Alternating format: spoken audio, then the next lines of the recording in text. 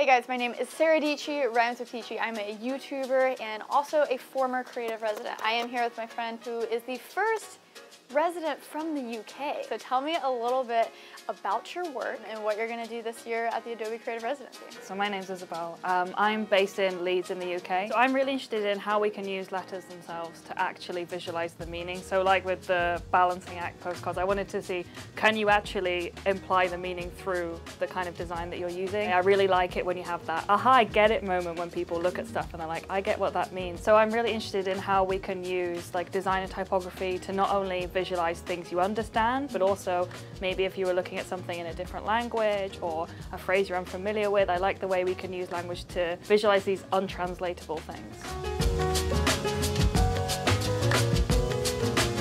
I love this right here. I think that one is an example of Leeds, and when you kind of build up an image of all these pictures and all this type, particularly hand-drawn stuff, graffiti from different cities, you can really see the personalities that come through in a way that you don't notice when you're walking about every day, but when you really stop and look, there's some really interesting stuff about. When it comes to type, what are some of the tools that you use to maybe take type from the real world and bring it to digital? I'll often bring it into my computer and then I'll use Illustrator or some other like vector-based programs to try and draw out or imagine what the rest of the alphabet would look like, and then I often try and turn that into a typeface or use it on some type products.